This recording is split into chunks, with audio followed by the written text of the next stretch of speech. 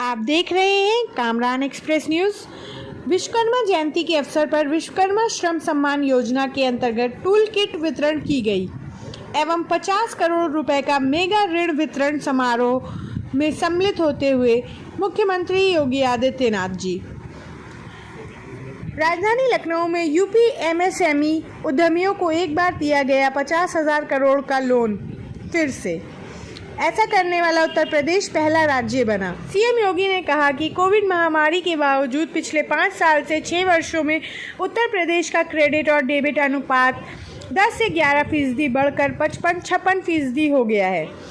मुख्यमंत्री योगी आदित्यनाथ ने लघु और सूक्ष्म और मध्यम एमएसएमई उद्योगों के उद्यमियों को 50,000 करोड़ रुपए देकर इतिहास रच दिया।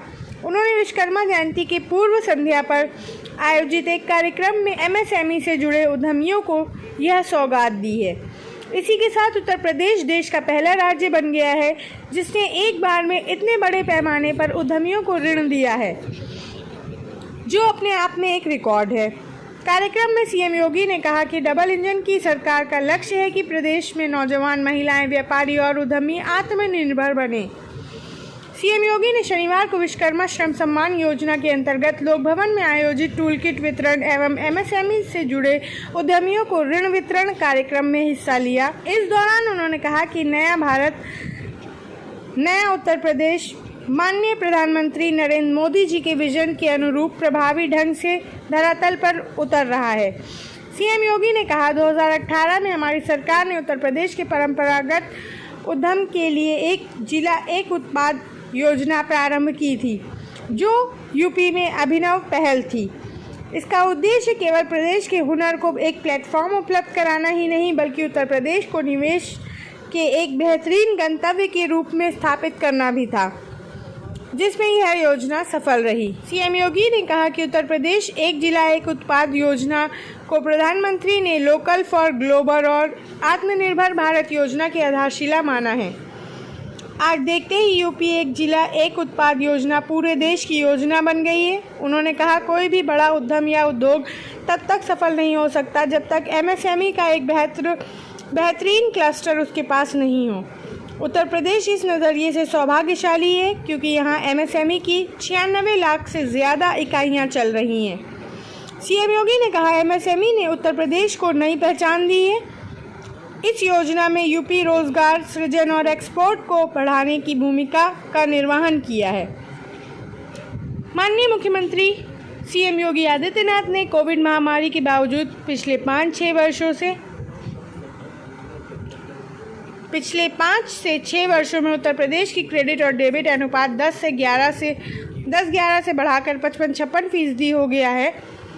इसे हमें बढ़ाकर 60-62% तक ले जाएंगे के लिए बड़े पैमाने पर रोजगार के मेले, ट्रेनिंग और लोगों के डिजिटल पेमेंट के साथ जोड़ना होगा। उन्होंने कहा कि डबल इंजन की सरकार भगवान विश्वकर्मा का आशीर्वाद प्राप्त हस्तशिल्पियों के हुनर को आगे बढ़ाने में पूरा सहयोग करेगी। देश भर से आए हुए सभी हमारे हस्तशिल्पी, उद्यमी और प्रदेश में अपनी हुनर के लिए जिन्होंने और जिनके पूर्वजों ने प्राचीन काल से ही उत्तर प्रदेश को और देश को आत्मनिर्भरता के पथ पर अग्रसर किया है, ऐसे सभी हस्तशिल्पी और कारीगर उपस्थित भाइयों बहनों, सृष्टि के शिल्पी भगवान विश्वकर्मा की जयंती की पूर्व संध्या पर मैं आप सबको विश्वकर्मा जयंती की हृदय से बधाई देता हूं। पूरे प्रदेश वासियों को मैं हृदय से बधाई देता हूं। यह हमारा सौभाग्य है कि सृष्टि के शिल्पी और नए भारत के शिल्पी प्रधानमंत्री मोदी जी का जन्मदिन एक ही दिन पड़ रहा है।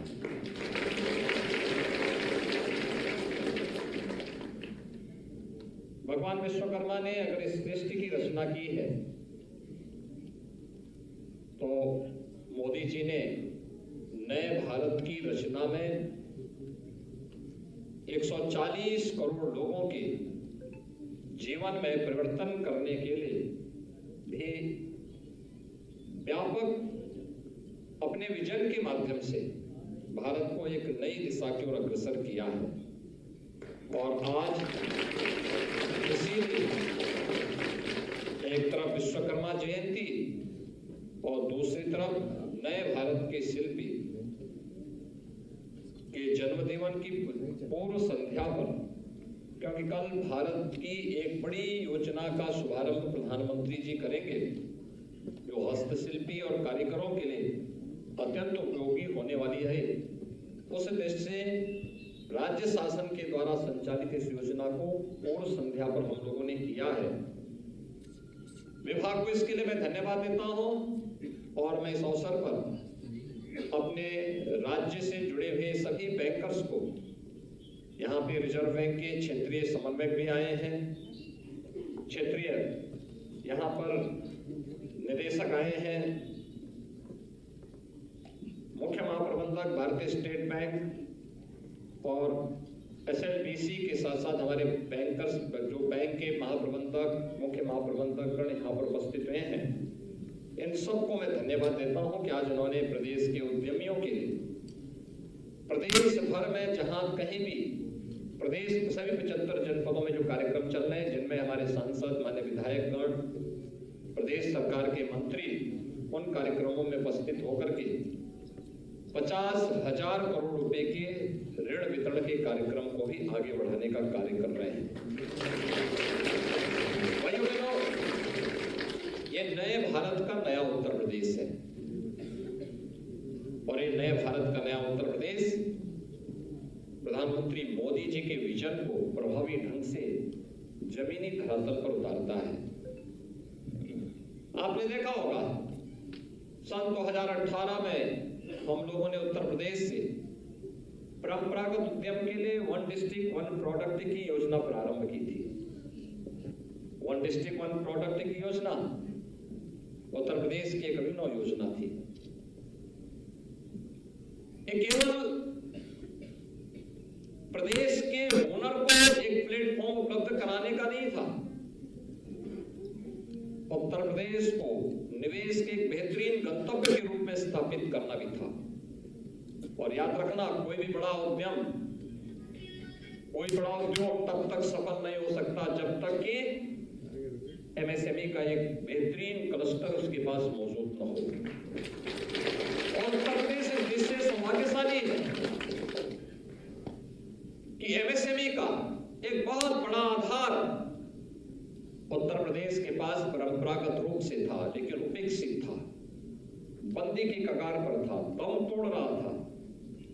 और तब 2018 में प्रधानमंत्री मोदी जी की प्रेरणा से हम लोगों ने परंपरागत उद्यम को प्रोत्साहित करने के लिए 1 डिस्ट्रिक्ट 1 प्रोडक्ट की योजना प्रारंभ की। ये 1 डिस्ट्रिक्ट 1 प्रोडक्ट की इस योजना ने परंपरागत उद्यम में एक जान फूकी, लाखों लोगों को इसके साथ रोजगार के साथ जोड़ने का कार्य किया। और देखते ही देखते 1 डिस्ट्रिक्ट 1 प्रोडक्ट की योजना पूरे देश की योजना बन गई। प्रधानमंत्री जी ने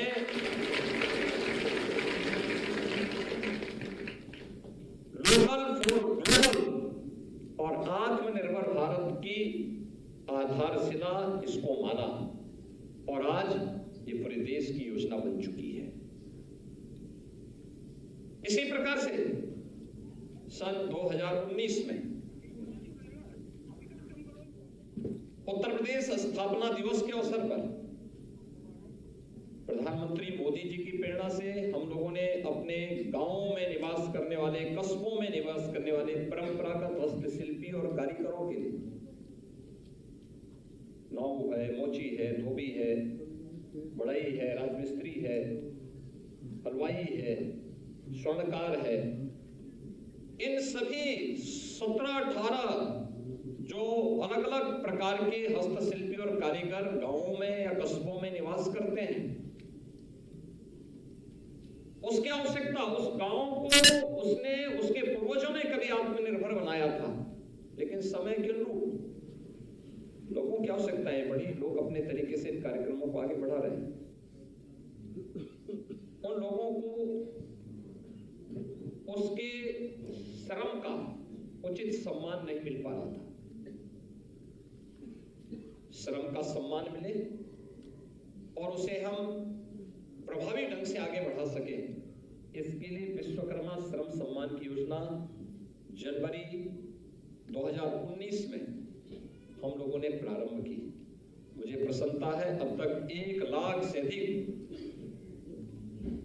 ऐसे कारीगरों को, ऐसे हस्तशिल्पियों को हम लोगों ने आगे बढ़ाने का काम किया, उन्हें ट्रेनिंग दी, उन्हें टूल किट उपलब्ध करवाया, उन्हें हर प्रकार से प्रोत्साहित करने का कार्य किया। मैं भी पूछ रहा था, एक नव प्रशिक्षण लेने के बाद टूल किट प्राप्त करने के बाद मैंने उससे पूछा, मैंने कहा कितना पैसा देते हैं? बनाने का 40 रुपये,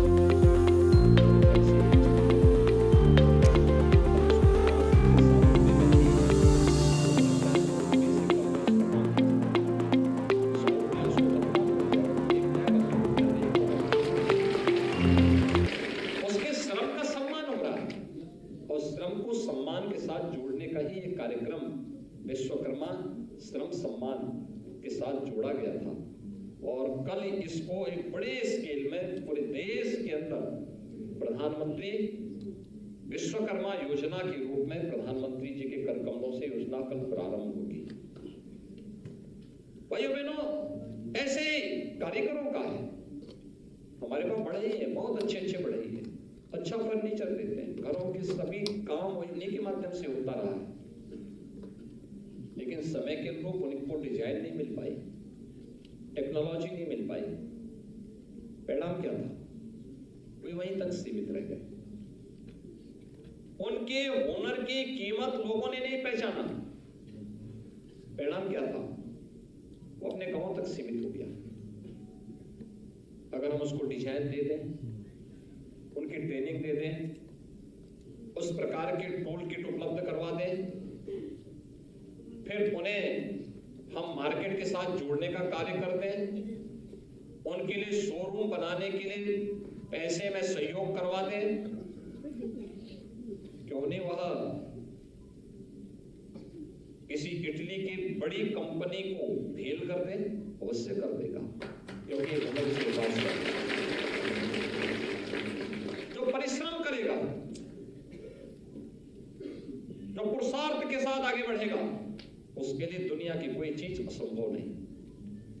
असंभव शब्द उन्हीं के लिए आता है जो पुरुषार्थहीन है, जो परिश्रम से भागता है। हमारा कारीगर, हमारा हस्तशिल्पी परिश्रम करता है, पसीना बहाता है, बेहतर से बेहतर करने का प्रयास करता है, उसको उस प्रकार का प्लेटफॉर्म चाहिए। और ये दोनों योजनाएं, विश्वकर्मा श्रम सम्मान की योजना हो या फिर वन डिस्ट्रिक्ट वन प्रोडक्ट की योजना, ये दोनों हमारे परंपरागत उद्यमियों को, हस्तशिल्पियों को, कारीगरों को आगे बढ़ने का एक प्लेटफॉर्म है, आगे बढ़ने का एक अवसर है। और इसमें सबसे बड़ा रोल होता है बैंकर्स का। बैंक्स, एक तो मैं हमेशा से इस बात को मानता हूं कि छोटी पूंजी कभी डूबती नहीं।